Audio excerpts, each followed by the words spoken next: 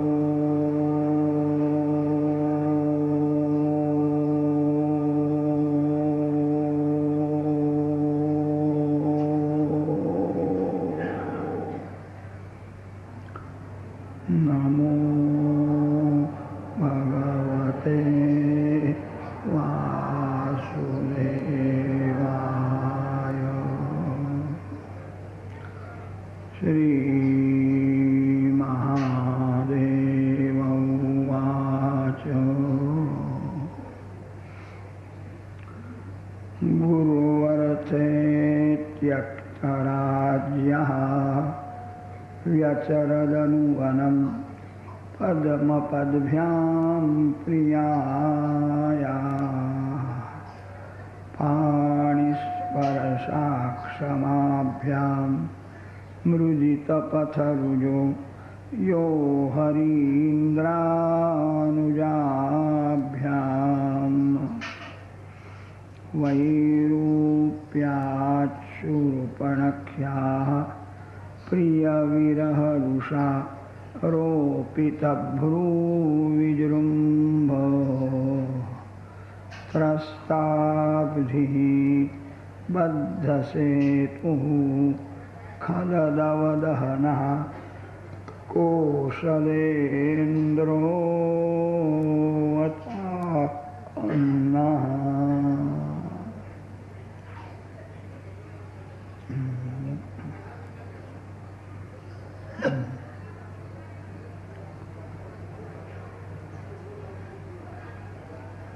પરમાત્મા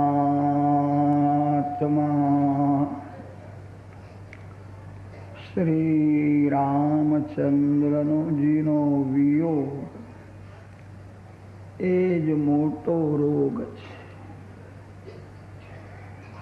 જીવ ઈશ્વરથી અલગ થયો ત્યારથી એને કાળ મારે છે. જીવ ઈશ્વરથી અલગ થયો તેથી એને કામ મારે છે. કામ અને કાળ બધાના પાછળ પડ્યા છે. કોઈને શાંતિ નથી.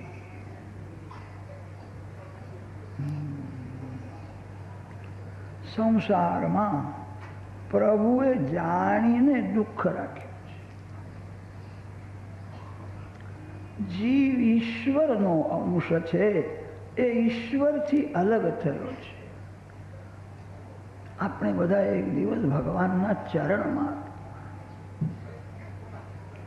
આ જીવને સંસાર જોવાની ઈચ્છા થઈ, સંસારમાં ફરવાની ઈચ્છા થઈ. જીવે ભગવાનને એવું કહ્યું, ઘણા દિવસ હું તમારી પાસે રહ્યો, હવે મારે તમારી પાસે રહેવું નથી, મારે જગતમાં જવું છે, સંસારને જોવાની ઈચ્છા છે. જીવને સંસાર જોવાની, રખડવાની ઈચ્છા થઈ, ભગવાનને છોડીને જવા લાગ્યો. ત્યારે ભગવાનની આંખો પણ ભીની થઈ. તું મને છોડીને જાય છે, તારે મારી પાસે રહેવું નથી કે નથી? બહુ દિવસ રહ્યો, હવે તમારી પાસે રહેવું નથી. પ્રભુએ જીવને કહ્યું કે ભલે તારી ઈચ્છા છે જગત જોવાની, મને છોડીને તું જા. તને એટલું જ કહું છું, તું જ્યાં સુધી મારી પાસે ન આવે ત્યાં સુધી તને શાંતિ મળશે નહીં, તને સુખ મળશે. યાદ રાખજે, દુઃખ બહુ ભોગવવું. અતિ સુખ ભોગવવાથી દુઃખની સમાપ્તિ થતી નથી. ભગવાનના ચરણમાં જે જાય, જીવ ઈશ્વરનો અંશ છે, જીવ જગતનો નથી. જીવ કોઈ સ્ત્રીનો થઈ શકે નહીં, જીવ કોઈ પુરુષનો નથી. જીવ તો ઈશ્વરનો અંશ છે, ઈશ્વરથી અલગ થયો, ત્યારથી જ દુઃખી થયો છે. શ્રી રામ વિયોગ એ જ મોટો રોગ છે.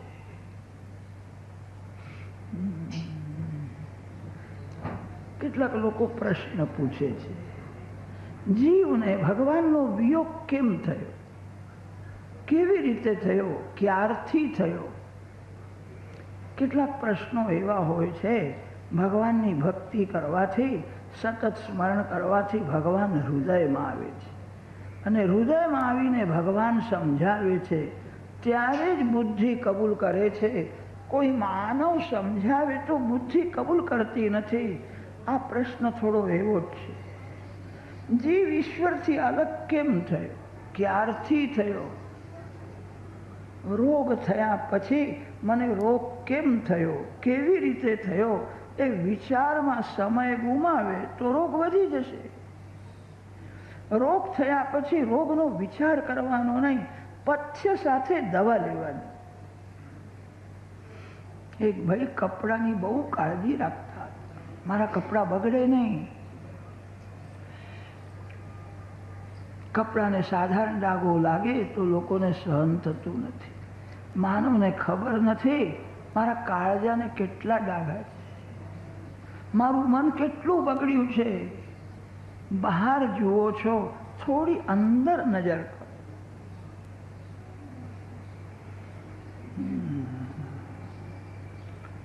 બહુ કપડાની કાળજી રાખતા હતા. એક દિવસ ઘરમાં આવ્યા પછી એને દેખાયું ધોતીને ડાઘ લાગ્યો છે. પછી એ બહુ વિચાર કરવા લાગ્યા, ડાઘ કેમ લાગ્યો, ક્યાં લાગ્યો, કેવી રીતે લાગ્યો. બહુ વિચાર કરવાથી રાગ જશે. બહુ ડાયા સમજતા હતા, હું બહુ ડાયો છું, મને રાગ લાગે જ નહીં. કેવી રીતે લાગ્યો હશે? એક એકના ઘેર પૂછવા ગયા, હું તમારા ત્યાં મળવા આવેલો ત્યારે આ ડાઘો લાગ્યો. એક સજ્જને કહ્યું, મારા ઘેર લાગ્યો હોય કે બીજા કોઈ ઠેકાણે લાગ્યો હોય, ડાઘ દેખાય છે. તમે આ પંચાતો છોડો, સાબુ લગાડો, ધોઈ નાખો, સ્વચ્છ થશે. ડાઘ કેમ લાગ્યો, ક્યાં લાગ્યો, કેવી રીતે લાગ્યો, એ વિચાર કરવાથી ડાઘો જશે નહીં. ઈશ્વરનો વિયોગ કેમ થયો, કેવી રીતે થયો, કંઈક ભૂલ થઈ છે. તેથી આ જીવ ઈશ્વરથી અલગ થયો. જીવ જગતનો નથી, જીવનો ભગવાન સાથે જ સાચો સંબંધ છે. જગતનો સંબંધ છોડવો જ પડે છે.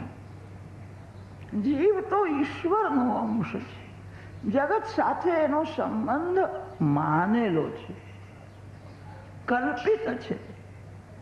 જીવનો ઈશ્વર સાથે સંબંધ સાચો છે. તમને જ્યારે ફુરસદ મળે ત્યારે એવું ચિંતન કરો, હું ભગવાનનો છું, હું ભગવાનનો છું. આવું તો કેટલાક બોલે છે, પણ આવું સમજતા નથી. ભગવાન વિના મારું કોઈ નથી. મેરે તો ગિરિધર ગોપાલ દૂસરા ન કોઈ. મીરાભાઈ આવું બોલતા. ભગવાન વિના મારું કોઈ નથી. મૃત્યુની શૈયામાં બધાને જ્ઞાન થાય છે. જેને હું મારો માનતો હતો એ સાથે આવવાનો નથી.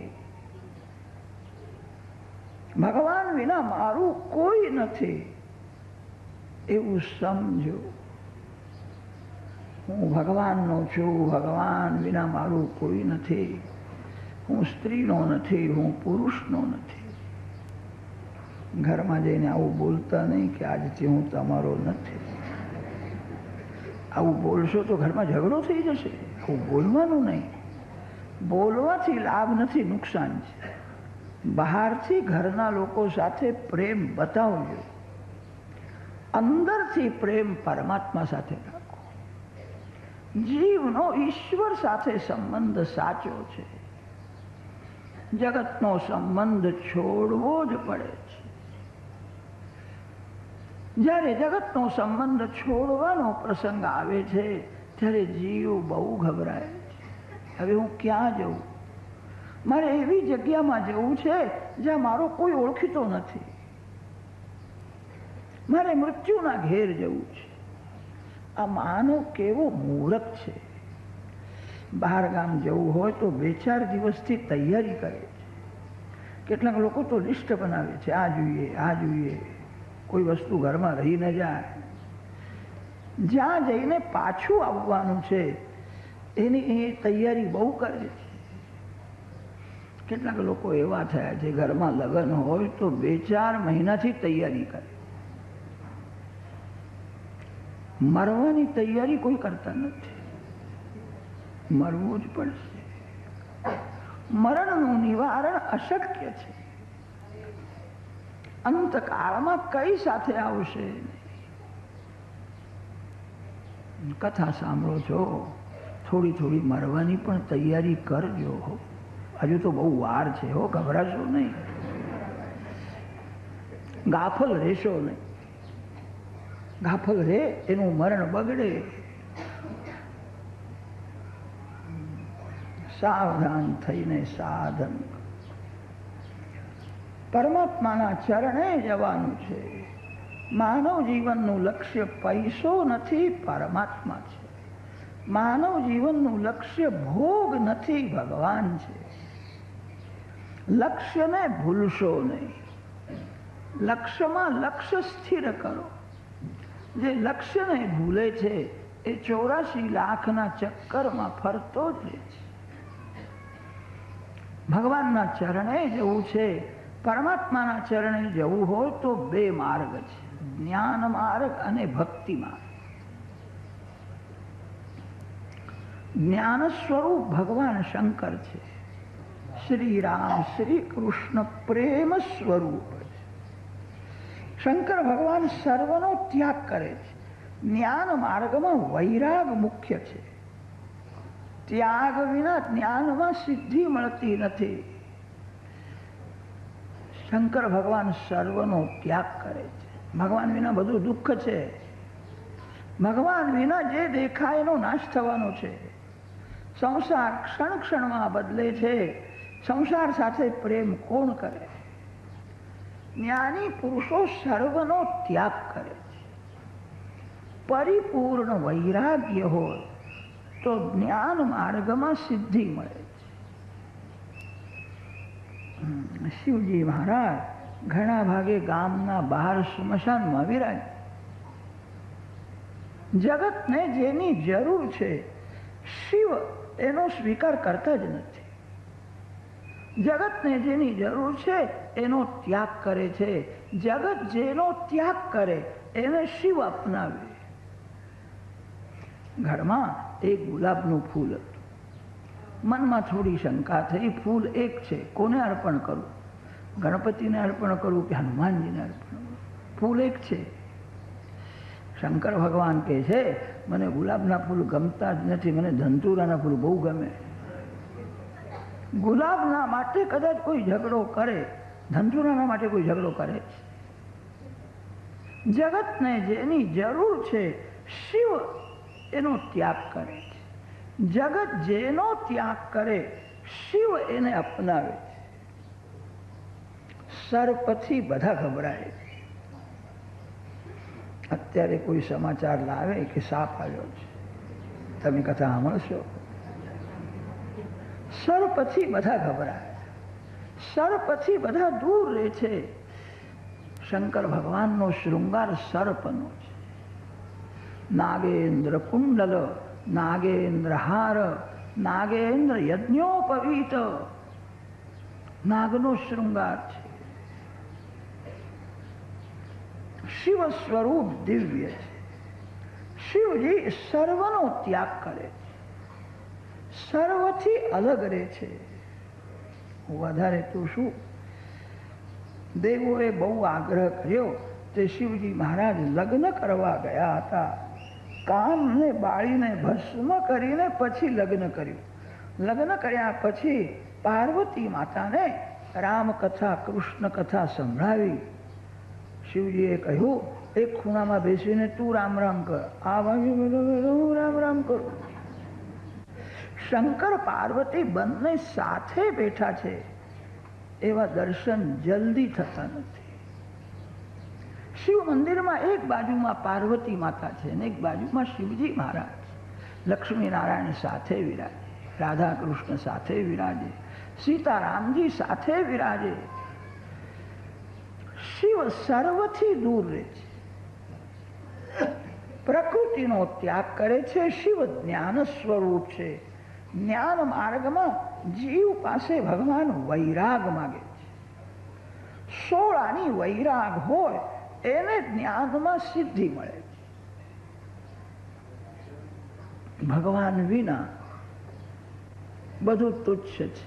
સંસારનું કોઈ પણ સુખ જેને મીઠું લાગે એને જ્ઞાનમાં સિદ્ધિ મળે જ નહીં.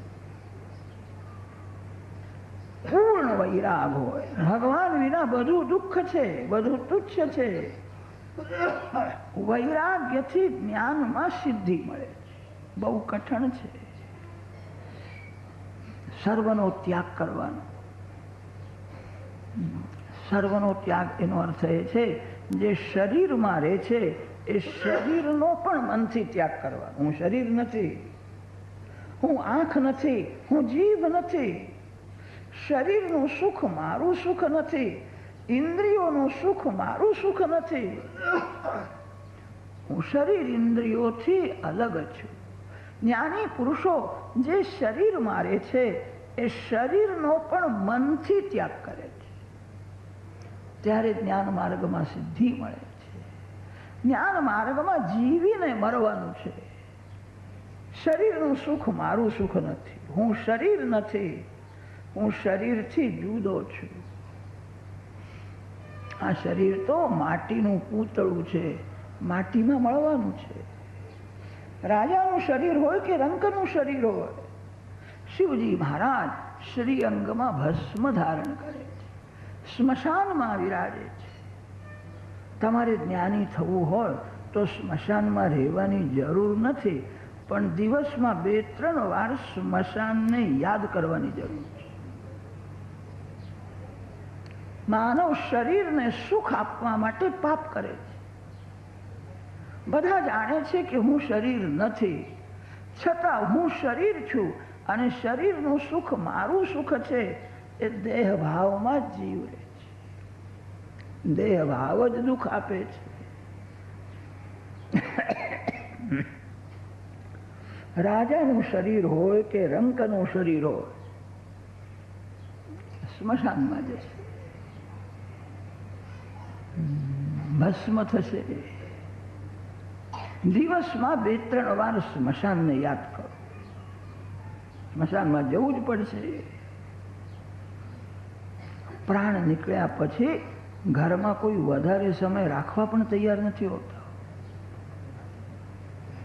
કેટલાક લોકો તો આવીને ઉતાવળ કરે છે, જલ્દી બહાર કાઢો ને તો વજન વધી જશે. ઘરમાં રાખવા તૈયાર નથી.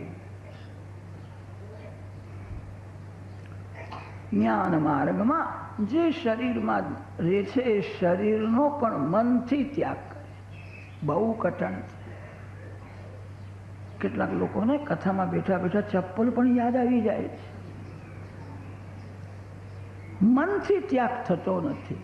સચ્ચા ત્યાગ કબીર કા જો દિલ સે દિયા ઉતાર. ત્યાગ મનથી થવો જોઈએ. કેટલાક લોકો ઉપવાસ કરે છે, પણ ઉપવાસના દિવસે દાળ ભાતનું સ્મરણ પણ કરે છે. આજે મેં ઉપવાસ કર્યો છે.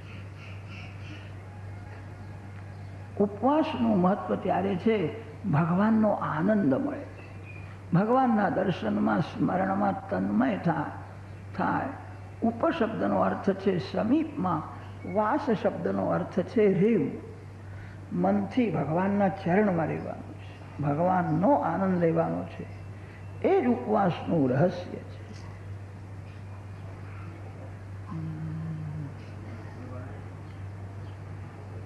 ઉપવાસના દિવસે અન્નનું સ્મરણ પણ ન થાય. કેટલાક લોકો ઉપવાસ તો કરે છે, ભજન કીર્તન કરતા નથી, ઉદાસ થઈને બેસી રહે છે. કોઈ પૂછે કે આજે ઉદાસ કેમ લાગો છો? આજે દાળ ભાત ખાધો નથી ને તે અશક્તિ બહુ આવી ગઈ. એક દિવસ દાળ ભાત ન ખાય તો અશક્તિ આવી જાય. એ ઉપવાસ બરાબર નથી. ત્યાગ મનથી થવો. સંસારના સર્વ વિષયોમાં વિષ્ઠા જેવી ઘૃણા આવે. તમે બધા ગુરુ છો, મન એ તમારો શિષ્ય છે. તમારા મનને બીજો કોઈ સમજાવી શકે? તમારા મનને તમારે જ સમજાવવું પડે. તમારું મન બીજા કોઈને દેખાતું નથી. તમારું મન તમને જ દેખાય. કોઈ તનથી પાપ કરતો હોય તો ઘરના લોકો એને સમજાવીને અટકાવે. કોઈ ઘરમાં મનથી પાપ કરતો હોય તો એને કોણ અટકાવે? તમારું મન બીજા કોઈને દેખાતું નથી, તમારું મન તમને જ દેખાય. બીજા કોઈને સુધારવાની ભાનગડમાં પડવું નહીં. માનવને સુધારી શકતો નથી. એક સાહેબ મળ્યા હતા, તે બહુ મોટી મોટી વાતો કરે. હું લોકોને સુધારવા માટે આ બધું કરું છું. જેણે પોતાનું ઘર સુધાર્યું નહીં, જેણે સ્વભાવ સુધાર્યો નહીં, જે પાડોશીને સુધારી શક્યો નહીં, એ બીજાને સુધારશે. સમાજને સુધારનાર સંતોને ભગવાન વૈકુંઠમાંથી મોકલે. આપણા જેવો સાધારણ માનવ સમાજને નહીં સુધારી શકે. એવું લાગે છે કે હવે સમાજ નહીં સુધરે. જીવન જ એવું થઈ ગયું છે. સમાજને સુધારવું અશક્ય છે. તમે તમારા સ્વભાવને સુધારી શકો છો. તમે તમારા મનને સુધારી શકો છો. સમર્થ સદગુરુ રામદાસ સ્વામીને જ્યારે થોડી ફુરસદ મળે ત્યારે મન સાથે વાતો કરે, મનને સમજાવે. મના સજ્જના ભક્તિ પંથે ચિજાવે, તરી શ્રી હરિ પાવિજે તો સ્વભાવે. પ્રભાતે મની રામ ચિંતિત જાવા, પુઢે વૈ ખરી રામ આધિ વદાવા. મુખી રામ નાહી તયા થોરહાની, જની વ્યર્થ પ્રાણી તયા નામ કાણી.